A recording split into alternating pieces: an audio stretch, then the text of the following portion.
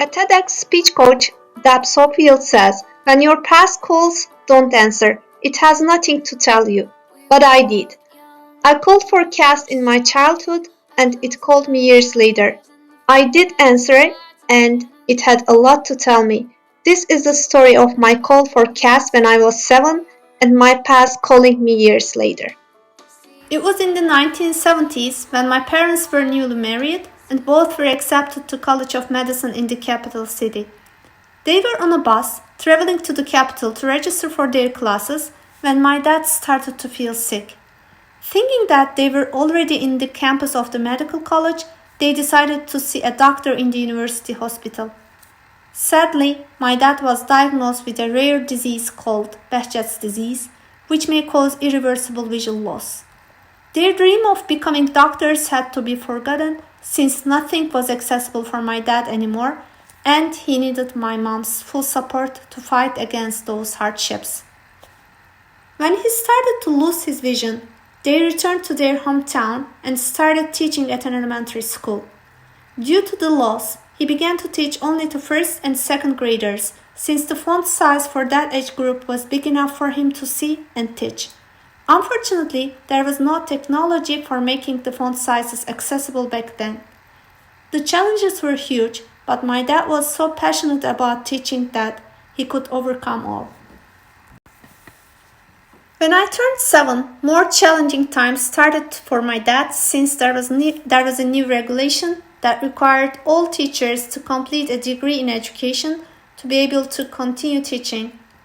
My dad was so upset thinking that he wouldn't be able to do that with all the barriers in front of him since there was almost no accessibility for blind people in those years.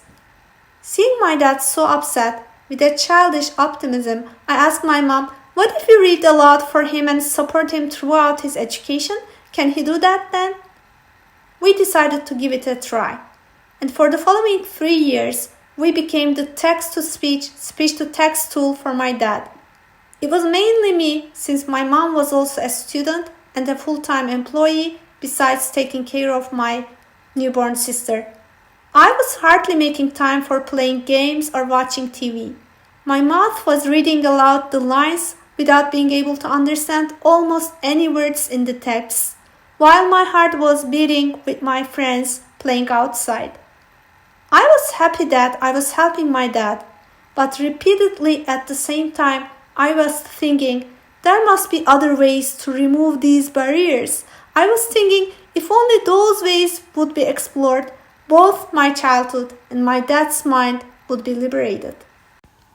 This was my call for Cass from my childhood, and my past called me years later, an opportunity to internet cast.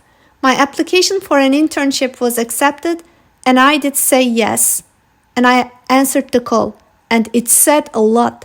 Millions of miles away overseas from the land my childhood was spent, there was that paradise, full of amazing people who are all dedicated to embracing the uniqueness of every human, have developed UDL guidelines and assistive technologies, and those people were the people who are taking action to remove the barriers between learners and learning.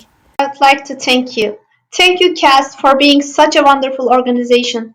You're not only making the education world a wonderful place for disabled, but also for their close ones. Throughout my 5-month internship, I'm touched by Cass's impressive work culture and the flexible, open to diversity atmosphere where I have felt fully included and supported to a degree that I'll always feel a part of me is with Cass. I'll be a UDL embassy ready to do anything for Cass for the rest of my life.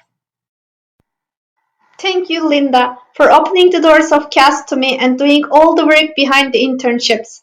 I wouldn't have answered the call from my past yes without you. Thank you, my awesome supervisors, Dr. Tracy Hall and Dr. Janet Gravel. I truly appreciate the hours you spent teaching and helping me with improving my research skills with patience and full support. You have been so inclusive, and I have never felt myself like an outsider, but felt fully belonged. I'll miss our weekly meetings so much. Thank you, my amazing mentor, Ari. Your big smile has been always a warm touch for me. Thank you for making me feel so welcomed, valued, and included.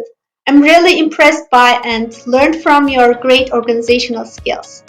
Thank you, Riders Workbench team, Dr. Kristen Robinson, Alison Driscoll, and Regan Mornan, and NHUDL team, Neil, Bill, Melissa, Susan, Lynn, Ruth, and Jennifer.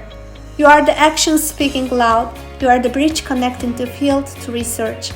There was nothing random about your acts of kindness towards me and inclusiveness, so a big thank you from the bottom of my heart.